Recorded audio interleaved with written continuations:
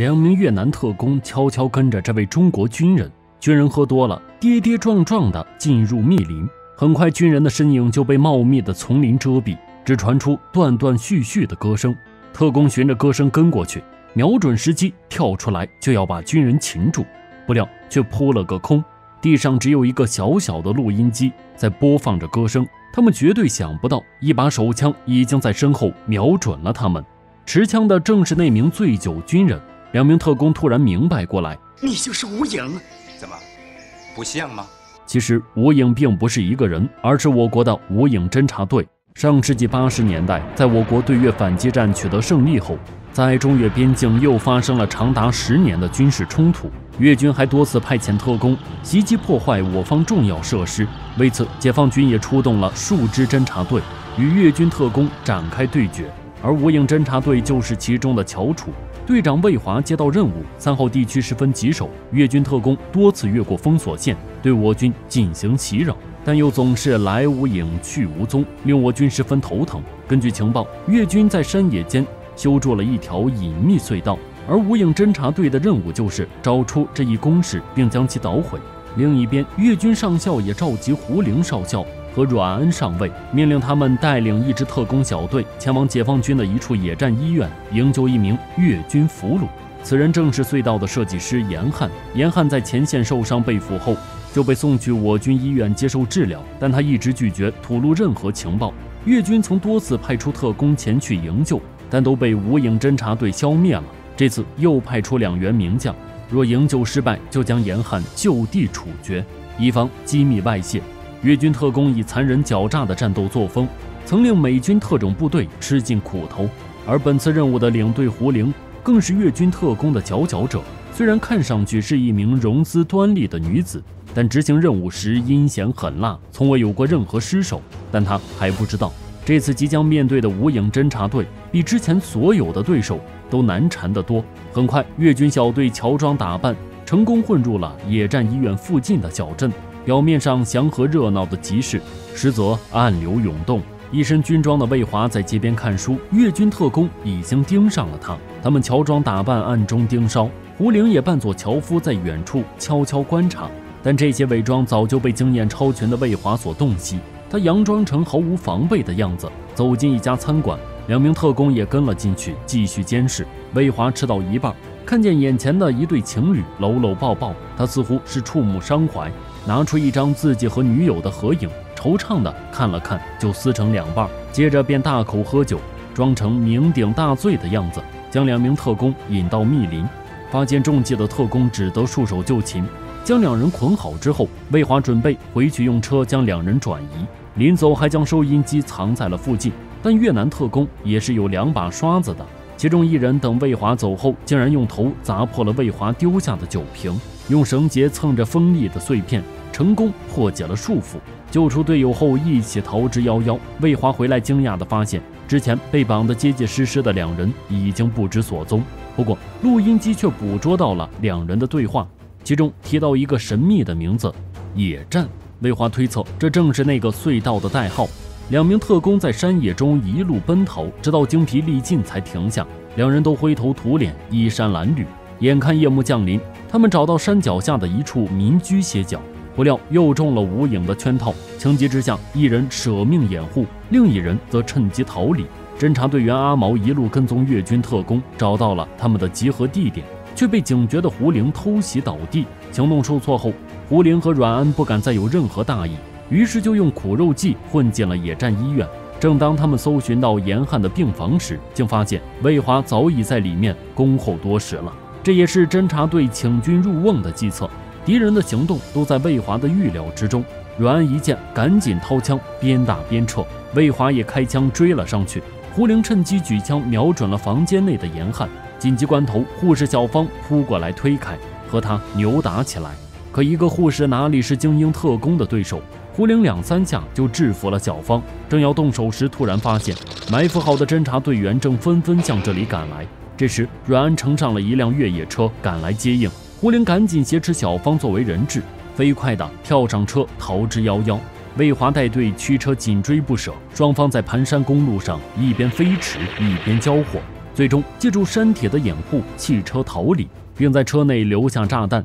警觉的魏华赶忙拦住正要上前的队员，接着越野车就在爆炸中化为一团火球。胡玲和阮安藏匿在一堵石墙后，侦察队苦苦搜寻不得。小芳见状，勇敢地大喊起来，队员们连忙赶过去，但胡玲已经一刀结果了小芳。最终，在我军的有力回击下，阮安被当场击毙，胡玲则落荒而逃。魏华抱着已经死去的小芳，只觉心如刀割。他只是一名护士，但他的勇气和觉悟不逊色于任何一名战士。胡玲在树林中逃窜时被阿毛逮了个正着，之前阿毛被击倒后活了下来，如今又见了这名越南特工，恨不得当场毙了他。但我军一向优待俘虏，见对方已经举手投降，阿毛只得压着他转移。但在经过悬崖的时候，胡玲装作没站稳要滑下去的样子，趁阿毛伸手去扶他的时候，反手将阿毛推落在河里。可当他辛辛苦苦爬上悬崖后，却发现魏华就站在崖边，持枪对准了自己。回头一看，阿毛也从河里爬到悬崖上，步步紧逼。胡玲只好束手就擒，连续栽在这女人手里2回。阿毛爬上来后，说什么也要把他就地正法。魏华却一边阻止他，一边悄悄递给他一张纸条。阿毛看了纸条后，顿时心领神会，不再嚷着要杀他。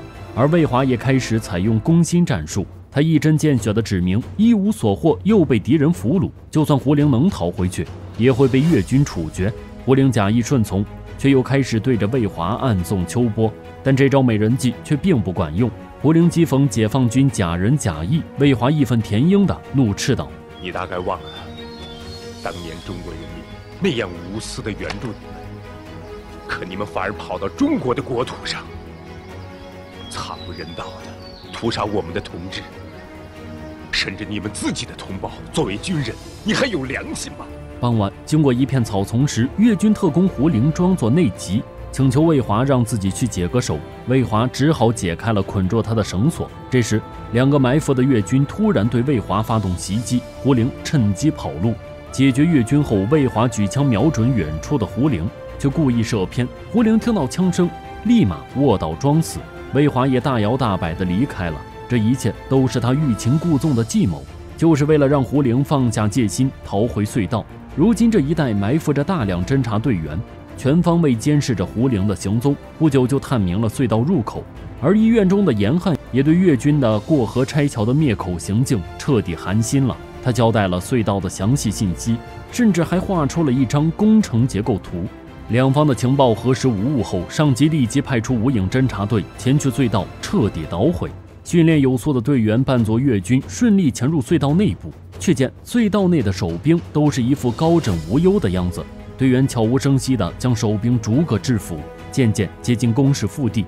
回到隧道的胡玲此时正在房间里坐如针毡，他明白等待自己的会是什么，正考虑是干脆自杀还是杀掉上级。上校走了进来，这2人不仅是上下级，还是情人关系。上校对孤身一人逃回来的胡玲满腹狐疑，气氛一时有些紧张。就在这时，警报声突然响彻隧道。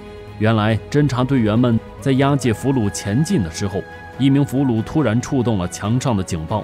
原本松懈的越军纷纷行动起来，队员们与越军短暂交火后，藏入了复杂交错的隧道分支中。几经辗转，居然偷梁换柱，装成了赶来支援的越军混在守兵队伍里。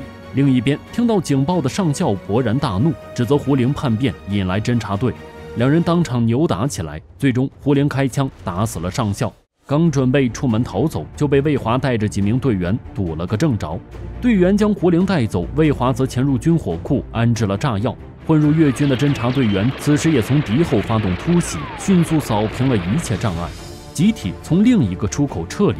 越军总部收到了隧道遇袭的电报，火速出动了附近的装甲部队赶去支援。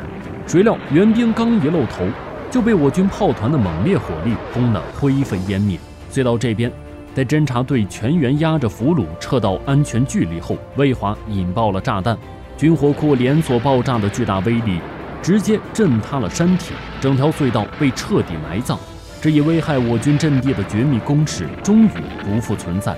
本片取材于老山战役的真实事件，在80年代的中越边境冲突中，我军共出动了15个侦察大队，共计11000名侦察兵参与作战。这些精兵强将不仅击溃了恶名远扬的越军特工队，而且深入危险的敌后阵地，将关键情报源源不断地送了出来，使得我军在正面战场上居于绝对优势。